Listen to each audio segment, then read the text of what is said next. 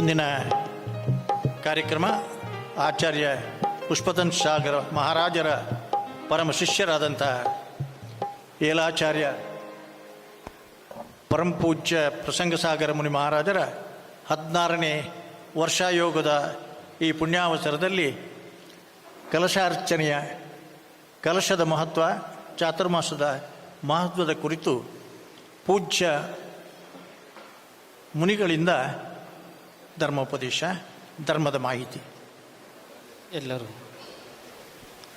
जय बोलो श्री प्रथम तीर्थंकर ऋषभदेव भगवान की, प्रथम तीर्थंकर ऋषभदेव भगवान की, पद्म प्रभु भगवान की, श्री चंद्र प्रभु भगवान की, श्री शांतिनाथ भगवान की, श्री अरनाथ भगवान की, श्री मल्लीनाथ भगवान की, श्री मुनीश्वरनाथ भगवान की, श्री नेमिनाथ भगवान की, श्री पार्श्वनाथ भगवान की, अंतिम तीर्थंकर भगवान महावीर स्वामी की, श्री 2400 भगवान की, गोमटेश बाहुबली भगवान की, श्री माँ जिनवाणी माता की, चारित्र चक्रवर्ती आचार्य शांति सागर महाराज की, आचार्य श्री विमल सागर जी महाराज की, आचार्य गुरुदेव श्री पुष्प दंत सागर जी महाराज की, 3 कड़मे 9 कोटि मुनि महाराजों की, अहिंसा में परमो धर्म की मंगल. ಮಾನ ಬಂದು ಈಗ ತಾವೆಲ್ಲರೂ ಇಲ್ಲಿ ಬಂದಿದ್ದೀರಿ.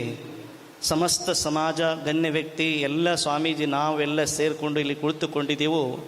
ಇಡೀ ಭಾರತ ದೇಶದಲ್ಲಿ ಭಾರತದ ಜೈನ್ ಸಮಾಜ ಎಲ್ಲೆಲ್ಲಿ ಜೈನ್ ಸಮಾಜ ಇರ್ತಿದೆಯೋ ಅವರ ಏರಿಯಾದಲ್ಲಿ ಅವರವರ ಸೀಮಿತವಾದಂಥ ಸೀಮಾದಲ್ಲಿರುವಂಥ ಮುನಿಗಳನ್ನು ಕರ್ಕೊಂಡು ಬಂದು ಚಾತುರ್ಮಾಸನ ಮಾಡಿಸ್ತಾರೆ.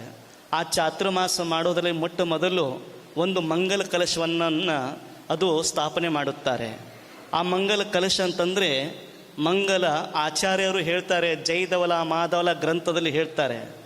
ಜೈಧವಲ ಮಾಲ ಗ್ರಂಥದಲ್ಲಿ ಹೇಳ್ತಾರೆ, ಅಚೇತನ ಕೂಡ ಮಂಗಲ ದ್ರವ್ಯ ಅಂತ ಹೇಳ್ತಾರೆ. ನಿರ್ಜೀವ ಕೂಡ ವಸ್ತು ಕೂಡ ಮಂಗಲ ದ್ರವ್ಯ ಆಗುತ್ತದೆ. ಅದು ಮಂಗಲ ಕಲಶ ಕೂಡ ಏನಾಗ್ತದೆ, ಮಂಗಲ ಒಂದು ಇದಿದೆ ಅಂತ ಹೇಳ್ತಾರೆ. ಅದಕ್ಕೆ ಇದು ನೋಡಲಿಕ್ಕೆ ನಿಮಗೆ ಕಣ್ಣಿಗೆ ಕಾಣೋದು ಒಂದು ಲೋಟ ಇರ್ಬೋದು, ಒಂದು ತೆಮ್ಮಿಗೆ ಚಂಬು ಇರ್ಬೋದು. ಇದು ಚಂಬು ಇರ್ಬೋದು, ಇದ್ರ ಮೇಲೆ ನೀವು ಎಲ್ಲ ಇಲ್ಲಿ ನೋಡ್ತಾ ಇದ್ದೀರಿ. ಈ ಚಂಬು ಇರ್ಬೋದು ನಿಮ್ಮ ಕಣ್ಣು ದೃಷ್ಟಿಗೆ. ಆದರೆ ಯಾವಾಗ ಅದರಲ್ಲಿ ನಾನಾ ಪ್ರಕಾರ 31 ಸಾಮಗ್ರಿಗಳನ್ನು ಹಾಕಿದೆ ನಾನು. ಯಂತ್ರ ತಂತ್ರ ಮಂತ್ರಗಳನ್ನು ಹಾಕಿ ಇದರಲ್ಲಿ ತುಂಬಿದೆವು. ಇದ್ರ ತುಂಬಿದ ಮೇಲೆ ಅದೇನಾಗ್ತದೆ ಅಂದರೆ 4 ತಿಂಗಳ ತನಕ ನಾವು ಬೀಜಾಕ್ಷರದಲ್ಲಿ ಮಂತ್ರನ ಸಾಧನ ಮಾಡಿದ ಮೇಲೆ ಅದು ಒಂದು ಕೇವಲ ನಿಮ್ಮ ಇದರಲ್ಲಿ ನೋಡಿದ ತಕ್ಷಣ ಏನು ಅನಿಸ್ತದೆ, ಇದೊಂದು ಚಂಬು ಇರ್ಬೋದು, ಒಂದೇನೋ ಒಂದು ಕಲಸ ಇರ್ಬೋದು ಅಂತ. ಯಾವಾಗ ಮಂಗಲ ಕಲಶ ಆಗ್ತದೆ ಅಂದರೆ ಯಾವಾಗ ಕನ್ಯಾ ತನ್ನ ಮೇಲೆ ಹೊತ್ತುಕೊಂಡು ಬರ್ತಾಳೆ, ಅದು ಮಂಗಲ ಕಲಶ ಆಗ್ತದೆ. ಇದು ಮಂಗಲ ದ್ರವ್ಯ ಪ್ರತೀಕವಾಗಿದೆ.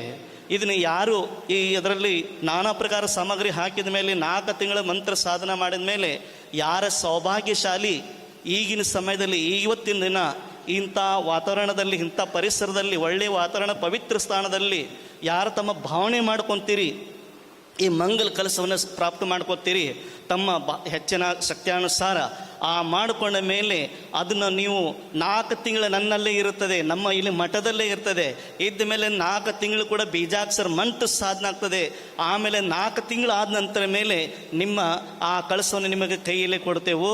ಈ ಮಂಗಲ ಕಲಶವನ್ನು ಸಾಮಾನ್ಯತೆ ತಿಳ್ಕೊಬೇಡಿ. ಇವತ್ತು ಇಡೀ ಭಾರತ ದೇಶದಲ್ಲಿ ನೀವು ನೋಡಿದ್ರಿ, ಮಣ್ಣಿಂದ ನೀವು ವಾಟ್ಸಪ್ನೇ ಫೇಸ್ಬುಕ್ನಾಗ ಕೇಳ್ತಾ ಇದ್ದೀರಿ. ಈ ಕಲಶದ ಮಹತ್ವ ಏನಂತಂದರೆ, ಉತ್ತರ ಭಾರತದಲ್ಲಿ ಮೊನ್ನೆ ಮಧ್ಯಪ್ರದೇಶದಲ್ಲಿ ನಾನು ನೋಡಿದರೆ ಯಾವಾಗ ಅಂದರೆ 30 ತಾರೀಕಿಗೆ ಮಂಗಲ ಕಲಶ ಸ್ಥಾಪನೆ ಆಯಿತು. ಎಷ್ಟಕ್ಕೆ ಹೋಗ್ಬೋದಂದರೆ 16 ಕೋಟಿ 16 ಲಕ್ಷ.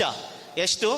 16 ಕೋಟಿ 16 ಲಕ್ಷ 16,016 ರೂಪಾಯಿ ಎಷ್ಟೇ ಹೋಗಿದೆ ಅಂತ ಹೇಳ್ತಾರೆ. ಮಣ್ಣಿಂದ ಎಲ್ಲ ನೋಡ್ತಾ ಇದ್ರಿ. ಈಗ ನಮ್ಮ ಕರ್ನಾಟಕದಲ್ಲಿ ಕರ್ನಾಟಕದಲ್ಲಿ ಈಗ ಇವತ್ತು 2 ತಾರೀಕಿನಲ್ಲಿ ನಮ್ಮ ಕರ್ನಾಟಕ ತುಮಕೂರು ಜಿಲ್ಲೆಯಲ್ಲಿ ಈಗ ಕಲಶ ಸ್ಥಾಪನೆ ಆಗ್ತಾ ಇದೆ. ಈಗ ಒಬ್ಬರಲ್ಲಿ ಪಾರ್ಶ್ವನಾಥ ಪರಿವಾರ ಅಂತಂದು ಪ್ರಮುಖ ಸಾರ ಚಾತುರ್ಮಾಸದಲ್ಲಿ 36 ಲಕ್ಷ ರೂಪಾಯಿದು ಒಂದು ಮಂಗಲ ಕಲಶ ಪ್ರಾಪ್ತ ಮಾಡಿಕೊಂಡ್ರು. ಈಗ ಟೋಟಲ್ ಎಲ್ಲ 30 ಅಂತಂದರೆ 1.5 ಕೋಟಿ ರೂಪಾಯಿ ಹೋಯಿತು. ಹಾಗೆ ನಿಮ್ಮ ಕಾರ್ಕಳದಲ್ಲಿ ಈ ಮಂಗಲ ಕಲಶ ಸ್ಥಾಪನೆ ಮಾಡೋದು ಕೇವಲ ಮಾತ್ರ ಚಾತುರ್ಮಾಸ ಅಲ್ಲ, ಇಲ್ಲೆಲ್ಲ ಸಂಯೋಜಕರ ಒಂದು ಆರಾಧನೆ ಇದು ಆಗಿರ್ಬೋದು, ಮಹಾಮಸ್ತಕ ಅಭಿಷೇಕದ ಕೊಡುಗೆನೂ ಆಗಿರಬೇಕು. ಆ ಭಾವನೆ ಮಾಡಿಕೊಂಡು ಇಲ್ಲಿ ಮಂಗಲ ಕಲಶ ಸ್ಥಾಪನೆ ಮಾಡಬೇಕು. ಒಂದು ಹೆಚ್ಚಿನ ಪ್ರಭಾವನ ಆಗಬೇಕು. ಮಹಾಮಸ್ತಕದಲ್ಲಿ ಕೂಡ ಕಾರ್ಯದಲ್ಲಿ ರೂಪದಲ್ಲಿ ಬರಬೇಕು. ಇಲ್ಲಿ ಸಮಾಜ ಏನೇನು ಕಾರ್ಯಗಳನ್ನು ಮಾಡ್ತಾ ಇದ್ದಾರೆ ಅದರ ತಕ್ಕಂತೆ ಇದೆಲ್ಲ ವಾತಾವರಣ ಚೆನ್ನಾಗಲಿ, ಅದರದ್ದು ಉಪಯೋಗ ಆಗಲಿ ಅಂತಂದು ತಗೊಂಡವ್ರಿಗೂ ನೋಡೋರಿಗೆ ಕಾರಿತ ಅನುಮೋದನ ಮಾಡಬೇಕು. ಅಂದರೆ ನಾವು ಮಾಡೋದಿಲ್ಲಿ ಕಾರ್ಯಗಳೇನದಂದರೆ ಎಲ್ಲದಕ್ಕೂ ಒಳ್ಳೇದಾಗಬೇಕಂತ ಭಾವದಿಂದ ಈ 4 ತಿಂಗಳಲ್ಲಿ ಯಾವುದೇ ಉಪದ್ರಗಳು ಬರಬಾರದೆ, ಉಪಸರ್ಗಳು ಆಗದೆ, ಮತ್ತು ಎಲ್ಲರ ಸಮಾಜದಲ್ಲಿ ಪ್ರೀತಿ ಪ್ರೇಮ ಆಗಲಿ, ಮತ್ತು ಪರಿವಾರದಲ್ಲಿ ಕುಟುಂಬದಲ್ಲಿ ಕೂಡ ಪರಿವಾರದಲ್ಲಿ ಒಂದು ಸಮನ್ವಯ ಇರಬೇಕು, ಖುಷಿದಿಂದ ಇರಬೇಕು, ಆರೋಗ್ಯವಂತರಾಗಿರಬೇಕು. ನಿಮಗೆ ಹೇಳ್ತೇನೆ ರೀ, ನಾನು ಇಂದೂರದಲ್ಲಿ ಚಾತುರ್ಮಾಸ ಮಾಡಿದಾಗ ಅಲ್ಲಿ ನಾನು ಈ ಚಾತುರ್ಮಾಸದಲ್ಲಿ ನಾನು ಪುಲ್ಲಕ್ ಸರ್ ಒಟ್ಟಿಗಿದ್ವಿ 2010ರಲ್ಲಿ. ಅಲ್ಲಿ 2010ರಲ್ಲಿ ನಾವು ಇಂದೂರಲ್ಲಿ ಮಧ್ಯಪ್ರದೇಶದಲ್ಲಿ ಚಾತುರ್ಮಾಸ ಮಾಡಿದಾಗ ಆ ಹೆಣ್ಮಗಳಿಗೆ ಹೀಗೆ ನೀವು ಹೆಂಗೆ ಕೂತ್ಕೊಂಡಿದ್ರು ಅದೇ ಥರ ಕೂತ್ಕೊಂಡಿದ್ರು. ಪಾಪ ಅಲ್ಲಿ ಸುಮ್ಮನೆ ಹೀಗೆ ನಡೀತಾ ಇತ್ತು, ಭಾವನೆ ಮಾಡಿಕೊಂಡ್ಲು ನಾ ಕಳ್ಸಾತ್ತು ಅಂತಾನೆ ಅಂತಂದ್ರು. ಅವಾಗ ಅವಳು ತೊಗೊಂಡ್ಲು ಕಳಸ. ತೊಗೊಂಡ ಮೇಲೆ ಅವಳಿಗೆ ಪ್ರಾಬ್ಲಮ್ ಇತ್ತು, ಪ್ಯಾರಾಲಿಸ್ ಇತ್ತು. ಯಾವಾಗ 4 ತಿಂಗಳಾದ ನಂತರ ಪ್ಯಾರಾಲಿಸ್ ಏನಾಯಿತು, ಆವಾಗ ಏನದು ಲಕ್ವ ಇತ್ತಲ್ಲ, 4 ತಿಂಗಳು ಅವ್ರ ಮನೆಗೆ ಹೋಗ್ಬೇಕಾದ್ರೆ ಅವಳೇ ಸ್ವಯಂ ತಲೆ ಮೇಲೆ ಹೊತ್ಕೊಂಡು ಮನೆಯಲ್ಲಿ ಸ್ಥಾಪನೆ ಮಾಡಿದ್ಲು. ಅಷ್ಟು ಚಮತ್ಕಾರ ಇರ್ತಾವ ಈ ಮಂಗಲ ದ್ರವ್ಯಗಳಲ್ಲಿ. ಇದರಲ್ಲಿ ನಾನು ಅಡಿಕೆ ಬೆಟ್ಟ ಹಾಕಿದ್ದೀನಿ, ನಾನಾ ಪ್ರಕಾರ ಸಾಮಗ್ರಿಗಳು ಹಾಕ್ತೇನೆ, ಹೇಳ್ತೇನೆ. ಆಮೇಲೆ ನಿಮಗೆ ಇಂಥ ಭಾವನೆ ಮಾಡಿಕೊಳ್ಳಿ. ಈ ಪೂರ ಭಾರತದಲ್ಲಿ ಇವತ್ತು 2 ತಾರೀಕಿಗೆ ಎಲ್ಲ ಕಡೆಯೂ ಕಳಶ ಸ್ಥಾಪನೆ ಇದೆ. ಸಂಡೇ ಇದೆ, ಆದಿತ್ಯವಾರ ಇದೆ. ಅದಕ್ಕೆ ತಾವೆಲ್ಲರೂ ಇದನ್ನು ಭಾವನೆ ಮಾಡಿಕೊಂಡು ಈ ಮಂಗಲ ಕಲಶ ಮನೆಯಲ್ಲಿ 4 ಮಂಗಲ ಇಡಬೇಕಂತ ಹೇಳಿದ್ದಾರೆ. ಎಷ್ಟು ಮಂಗಲ ಹೇಳ್ರಿ ಜೋರಾಗಿ? 4 ಮಂಗಲ ದ್ರವ್ಯ ಇಡಬೇಕಂತ ಮನೆಯಲ್ಲಿ. ಒಂದನೇದು ಜಿನ್ ಪ್ರತಿಮಾ ಇಡಬೇಕಂತಾರೆ, ಜಿನ್ ಬಿಂಬ, ಒಂದನೇ ಮಂಗಲ್. 2ನೇ ಮಂಗಲ್ ಅಂದರೆ ಜಿನ್ವಾಣಿ ಇಡಬೇಕಂತೆ. ಏನು ಇಡಬೇಕು? ಜಿನ್ವಾಣಿನ ಗ್ರಂಥಗಳನ್ನು. 3ನೇದು ಏನಪ್ಪ ಅಂದರೆ ಸಂತ ಮಹಾತ್ಮರದು ಅವ್ರದ್ದು ಪಾದ ಚಿಹ್ನೆ ಇಡಬೇಕು, ಇಲ್ಲ ಅವರ ಫೋಟೋ ಇಡಬೇಕಂತ ಹೇಳಿದ್ದಾರೆ. 3 ಆಯಿತು. 4ನೇದು ಏನಾದರೂ ಮಂಗಲ ಅಂತಂದರೆ ಮಂಗಲ ಕಲಶವನ್ನು ಇಡಬೇಕಂತ ಜೈವದಾಲ ಮಹಾದಾಲ ಗ್ರಂಥದಲ್ಲಿ ಎಲ್ಲ ಕೆಲಸದಲ್ಲಿ ಕೂಡ ನಮ್ಮ ತೀರ್ಥಂಕರರ ಮಲ್ಲಿನಾಥ ಭಗವಾನ್ ಇಲ್ಲಿನ ಚತುರ್ಮುಖದಲ್ಲಿ ಎಲ್ಲಿದ್ದೀರಿ?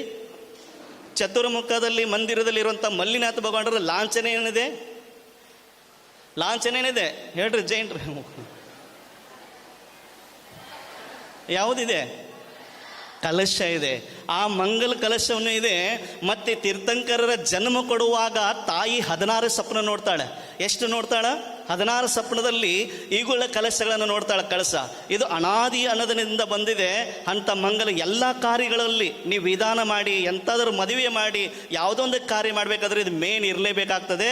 ಇದು ಇದ್ದರೆ ಅದು ಎಲ್ಲ ಕಾರ್ಯ ಸಫಲತೆ ಆಗ್ತದೆ, ಅವರ ಪರಿವಾರ ಆರೋಗ್ಯವಂತರಾಗಿರ್ತಾರೆ. ಈ ಮಂಗಲ ಕಲಶವನ್ನು ಈ ಪ್ರಾಪ್ತಿ ಮಾಡ್ಕೊಳ್ಳೋಂಥ ಸಮಯ ಬಂದಿದೆ. ತಾವೆಲ್ಲರೂ ಭಾವನೆ ಮಾಡಿಕೊಂಡು ಮುಂದಿನ ಕಾರ್ಯಕ್ರಮ ಶುರು ಮಾಡೋಣ. ಆಮೇಲೆ ಮತ್ತೆ ಹೇಳ್ತಾನೆ ಅದ್ರ ಬಗ್ಗೆ. ಪೂಜ್ಯ ಮುನಿಗಳಿಗೆ ಭಕ್ತಿಪೂರ್ವಕವಾಗಿ ನಮಸ್ಕಾರ.